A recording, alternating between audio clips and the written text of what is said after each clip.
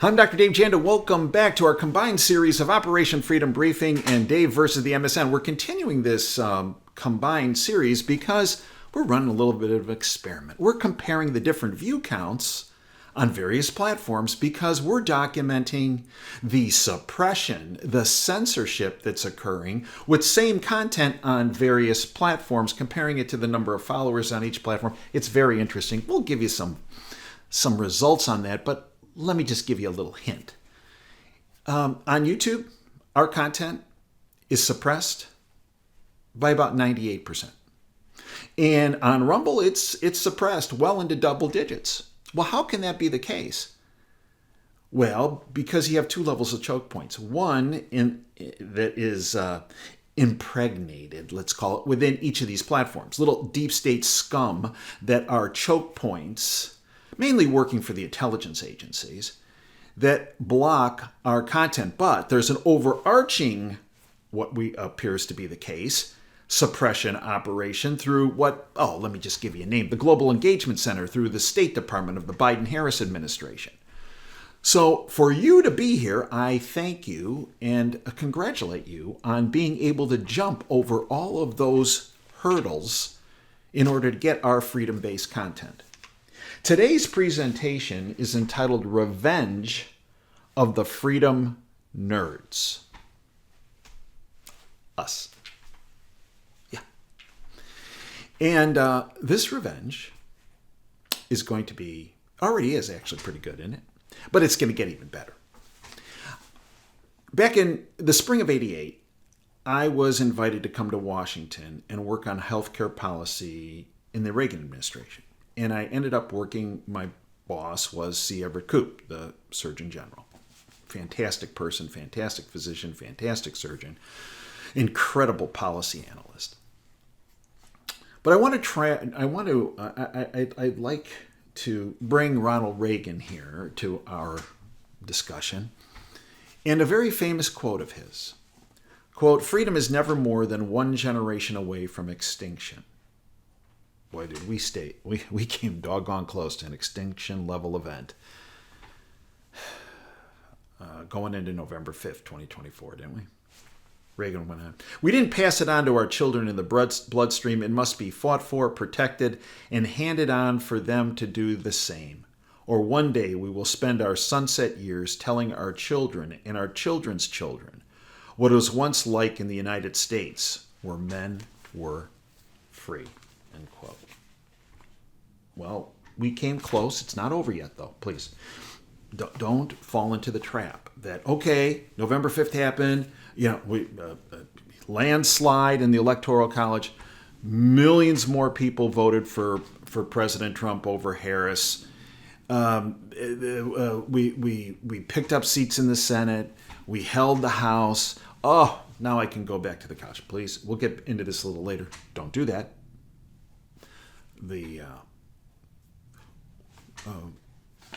Steve Bannon has talked about, we got to look at this as going into Normandy. We've got the beach, we've scaled the cliff, we've knocked out the pillboxes, and now we're going through the hedgerows. We have a lot more work to do. Okay? Did a lot of great work, but we're not done. Calvin Coolidge, the 30th president of the United States, quote, "Unless the people, through unified action, arise and take charge of their government, they will find that their government has taken charge of them. Independence and liberty will be gone, and the general public will find itself in a condition of servitude to an aggregation of organized, selfish interests." Oh, we sure experienced that, didn't we? And still do. Oh, no. They're not done yet. If you think they're going to just kind of walk away. As I mentioned in previous videos, a couple of years down the line, we're going to look back at this time period and we'll go, it was pretty tough going into November 5th, but we pulled it off. In a couple of years, I think we're going to say, but you know what? That was the easy part. The hard part was between November 5th and January 20th. And the even harder part was after January 20th, right? Because the deep state, I don't believe in it. Pretty much everybody now. Okay. There are people zealots out there in the People's Republic of Ann Arbor that still don't get it. But pretty much everybody is locked into the fact that there is this deep state, New World Order crowd, shadow government, globalist cult, globalist syndicate, criminal international banking syndicate, whatever you want to call it, it's all the same. Behind the scenes, like Wizard of Oz, behind the curtain, pulling the levers, right? Unseen, but boy, do you hear about them because of all of their sinister and evil operations that they put into play. But they're not going to go. They're going to go, but they're not going to go quietly. Okay?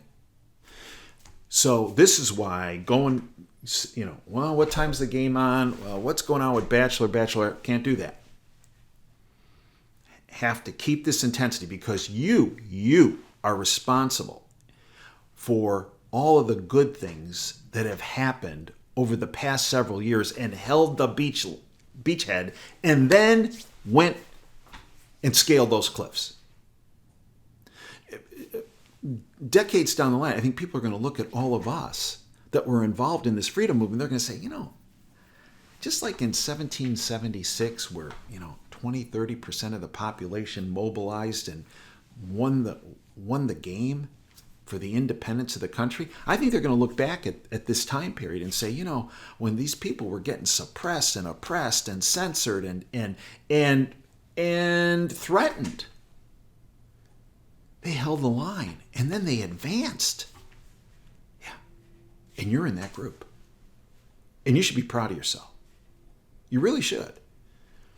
Because the overwhelming psychological operation through all levels of the media, through government, through their oppression techniques, was enormous. But we can't stop. And we have to keep educating people with what's going on because there's still a lot of people that are tied in to the bought-off lamestream fake media, a tentacle of the deep state. But let's talk about the revenge of the nerds. Day before the election, Elon Musk goes on Joe Rogan's show. And Musk says the following: if Trump doesn't win, this will be the last election. That wasn't hyperbole. It was, in fact, I believe, true. But it won't be the last election. Now, it might be the last election where rampant fraud, and I do believe there was still rampant fraud, right? That blocked a number of senators getting elected, a number of members of the House getting elected, and all the way down in the state legislatures as well, because they still had their vote fraud operation in place, and it, I believe, will get further exposed. But it didn't have the teeth it did 4 years ago. And we knew that because some very early returns showed that 1.7 million fewer people in just the battleground states from the urban centers had voted. And 1.4 million less women voters had voted early on.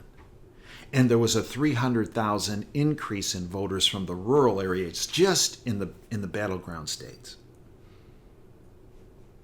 It also showed that low propensity voters, in other words, voters that hadn't voted in a number of elections, were flocking to the polls.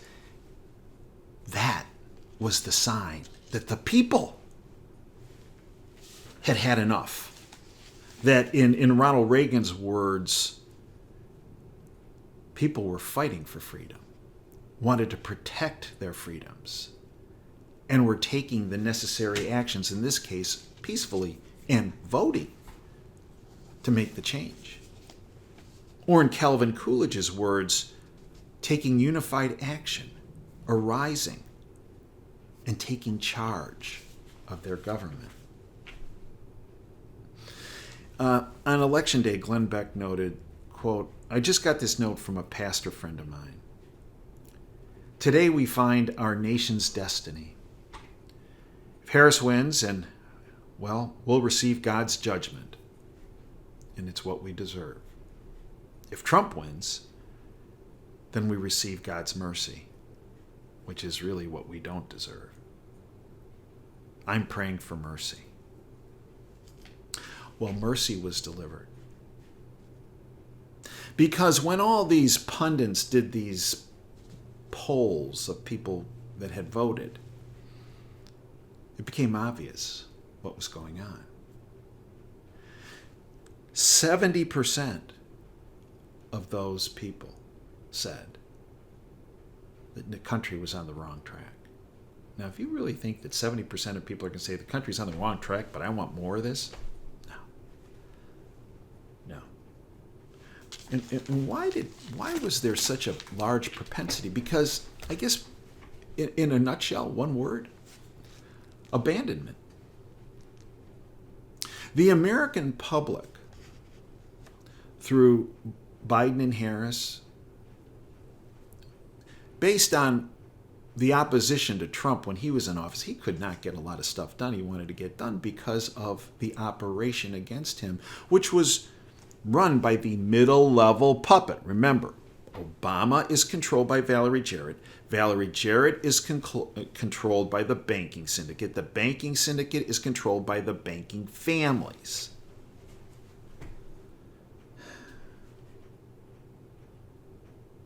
Abandonment. Watching Trump not able to get his agenda through because he was constantly being attacked. Abandonment in Obama years. Abandonment all the way back to, as I said, when I first started the Operation Freedom radio show 14 years ago, the day Ronald Reagan left office in January of 1989, every person that has occupied that office has been owned and operated by the syndicate. I said that in October of 2010. And that really held throughout until Trump got there, but still was blocked by these same individuals. Whether it was H.W. Bush, old man Bush, or Clinton's, or W, or Obama, or Biden, it didn't. Abandonment. And just look at the abandonment over the past 4 years, which is what I believe really mobilized people to get a popular vote for Trump and a landslide victory in the Electoral College for Trump. Abandonment. Afghanistan. East Palestine, Ohio, with what happened there with that train derailment that occurred because of what Biden-Harris had done on the inspection side, blocking them. And then that controlled burn did release more toxins into the air, the water, and the soil. Abandonment of the people of Maui and Lahaina.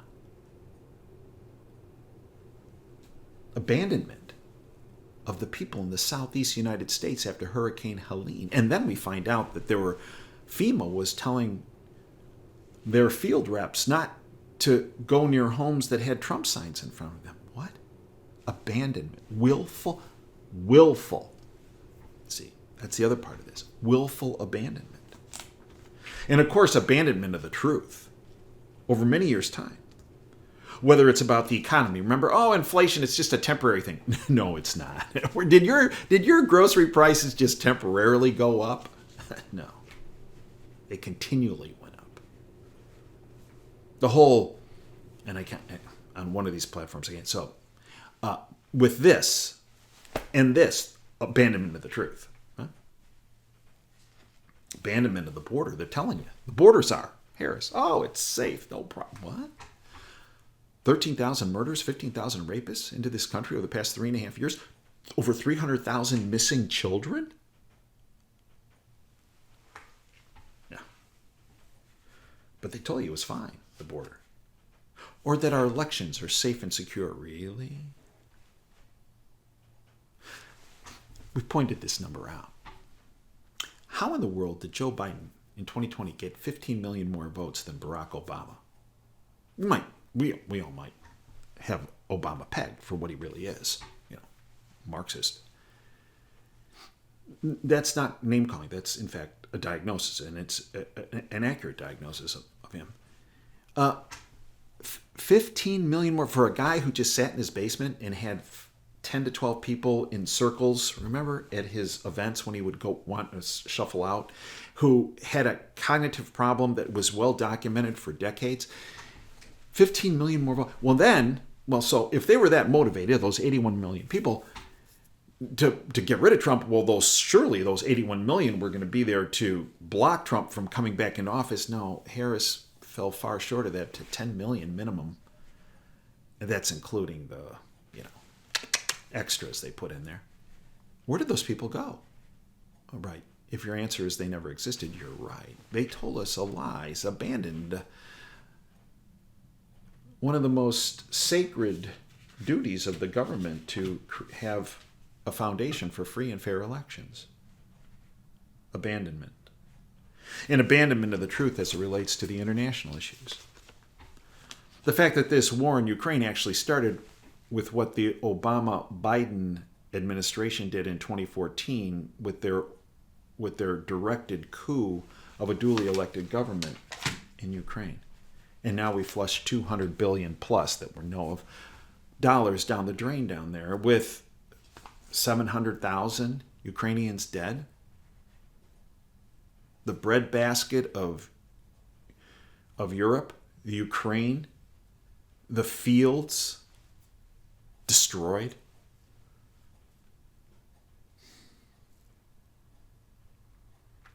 In the end, on November 5th, 2024, our country was saved. We accomplished an electoral college landslide and a popular vote win by the millions. But now comes the hard part. As I mentioned, between now and Inauguration Day and the months to follow.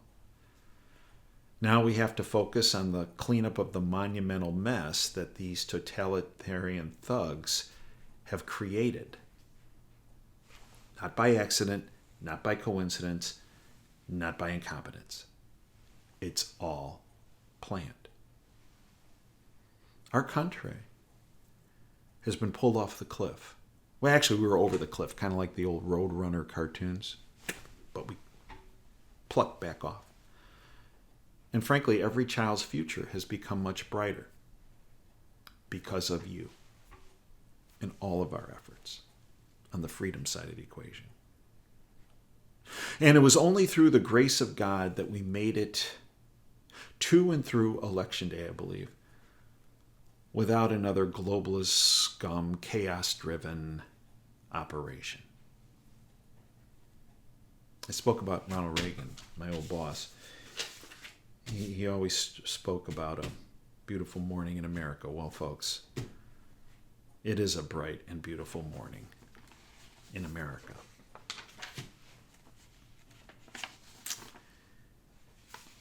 We have a lot of work to do. A lot.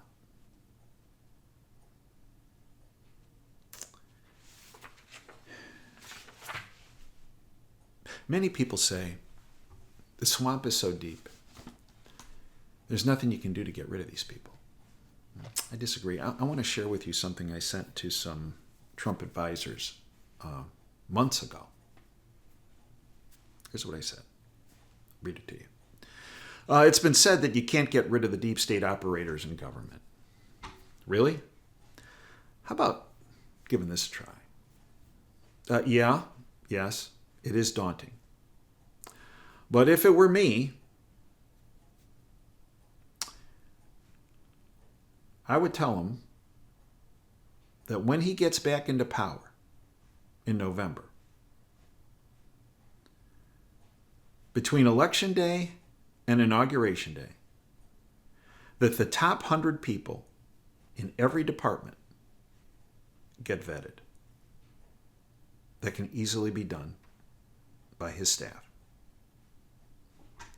Particular attention should be directed to every person designated to be at the senior executive service level designation. Come noon on Inauguration Day, every person of the top 100 in each agency that does not pass inspection being how are they tied to the globalist syndicate, And if they are tied to the globalist syndicate, well, then on noon on Inauguration Day, they get an email firing them.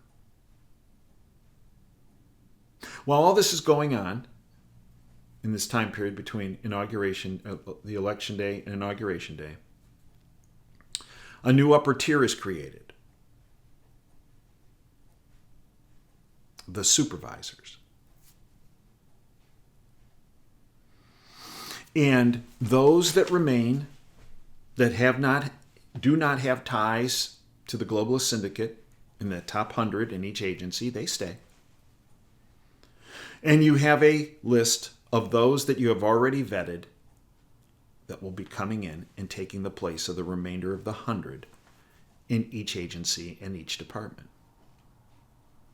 The first task of the new upper level administrators is every ring and every layer of subordinates is then vetted in a similar fashion.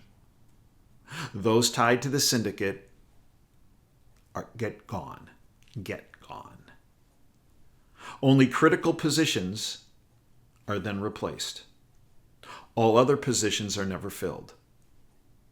Based on my experience in D.C. over the past 36 years, I can tell you that if you do that process, roughly 80% of government, 80% of government is gone.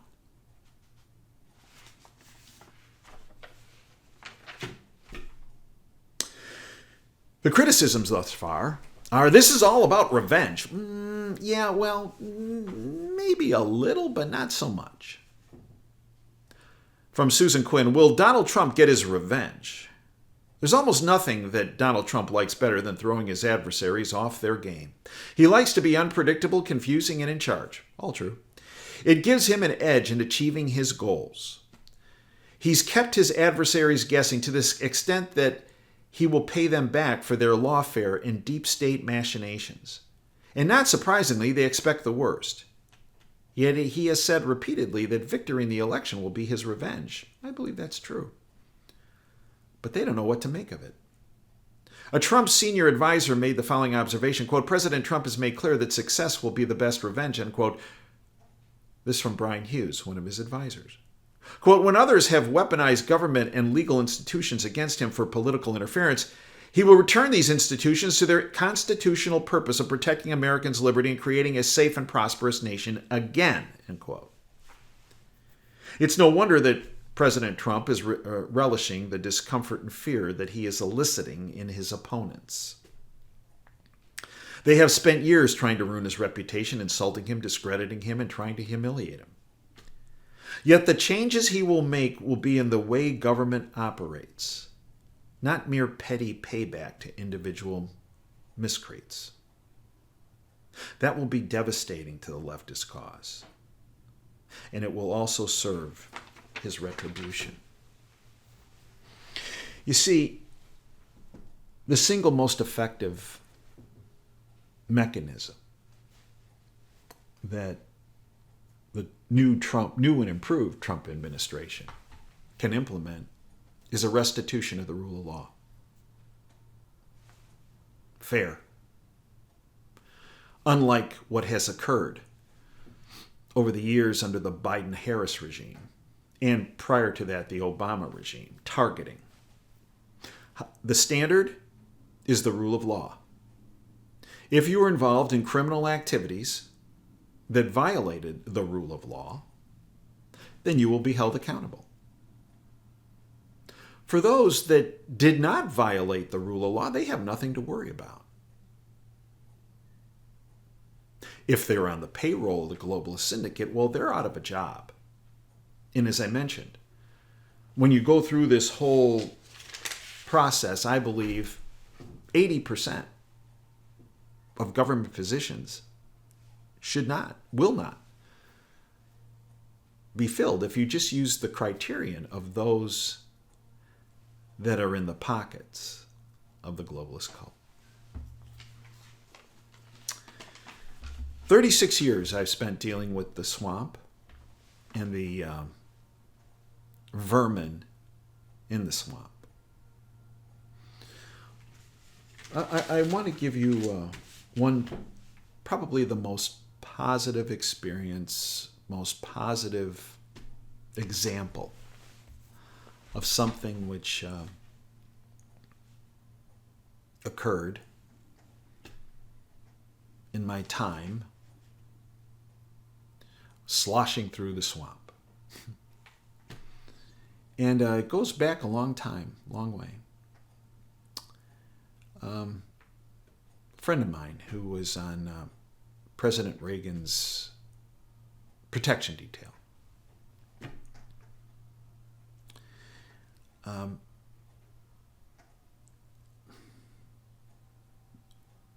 gave me some insight into my boss, Ronald Reagan.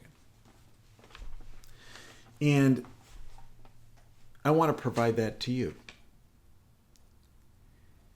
Every morning when Ronald Reagan would walk into the Oval Office, he would say the following prayer: Lord, make me an instrument of your peace. Where there is doubt, let me sow faith. Where there is despair, let me sow hope. And where there is darkness, let me sow light. Faith, hope, and light.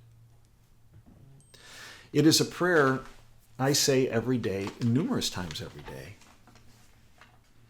and have done so since I learned of what Ronald Reagan did back in 1988. For 36 years, that's the prayer I've said every day, a number of times every day.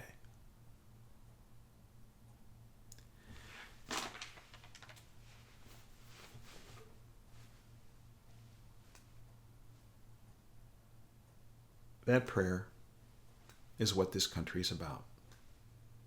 Faith, hope, and light. What Ronald Reagan described as that shining city on a hill. Well, that city got pretty tarnished, pretty dirty, and pretty violent. But with your help, and all of our help, we're going to bring it back to its luster.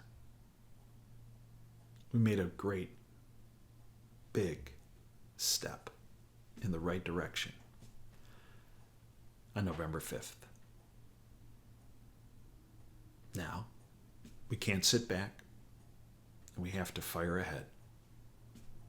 Because every child in our country, and frankly the world, is dependent on you and me and everyone we know of finishing the job. I thank you for joining me today.